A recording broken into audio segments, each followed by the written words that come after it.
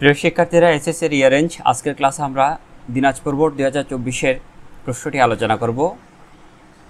আ dedicated soul Mother Teresa.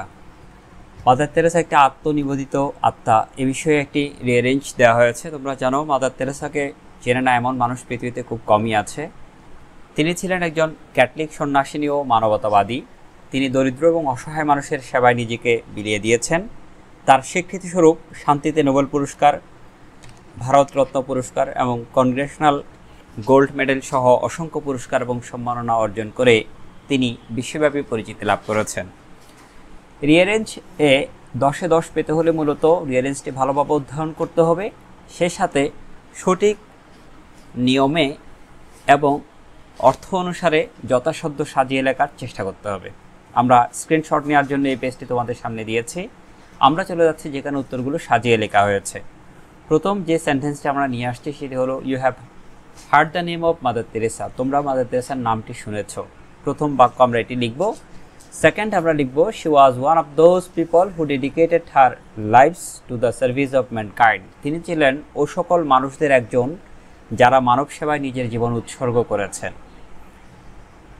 Thirdly আমরা যে সেন্টেন্সটি লিখব সেটি হলো, she was born in Yugoslavia in 1910।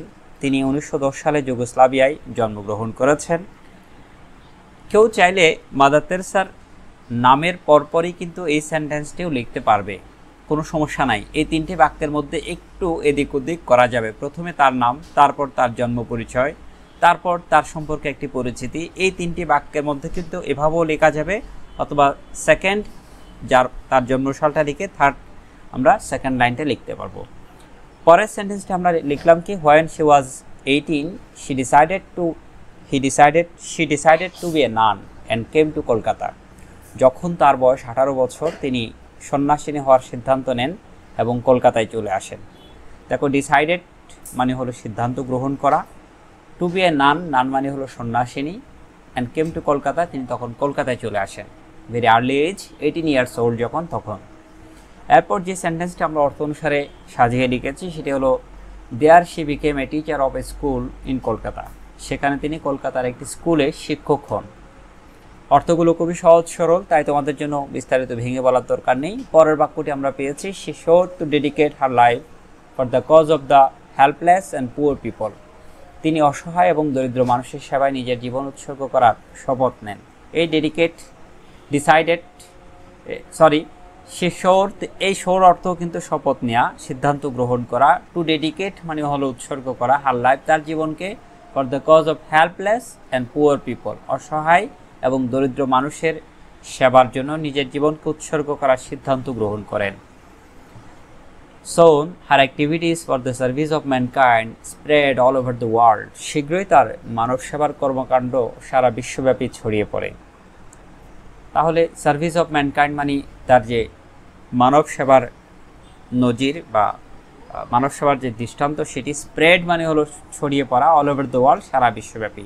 এরপর কি হলো, যখন বিশ্বব্যাপী সবাই জানলেন এরকম একজন ব্যক্তিত্ব জন্ম নিয়েছেন যিনি তার জীবনকে মানব সেবার জন্য উৎসর্গ করেছেন, তখন নোবেল কমিটি তাকে নোবেল প্রাইজ দেওয়ার সিদ্ধান্ত নিলেন। As a recognition to her service, তার যে সার্ভিস বা সেবা সেটাকে স্বীকৃতি দেওয়ার জন্য স্বীকৃতিস্বরূপ শি ওয়াজ অ্যাওয়ার্ডেড, তাকে পুরস্কৃত করা হয় the Nobel prize for piece in 1979।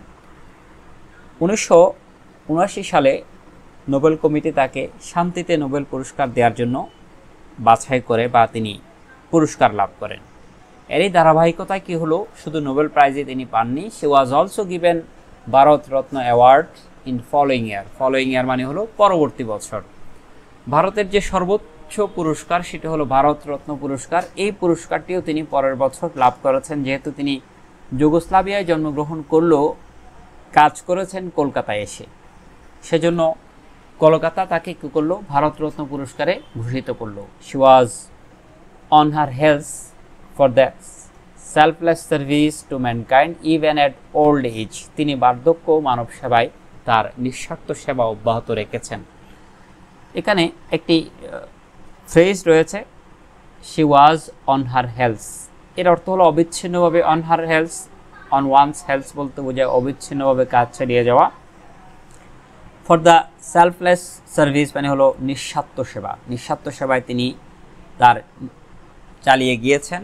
Two mankind মানব সেবায় even at her old age, যখন তিনি বার্ধক্যে পৌঁছে যান তখনও। আমরা এখানে তোমাদের অ্যাট এ গ্ল্যান্স উত্তরটি দিয়ে রেখেছি।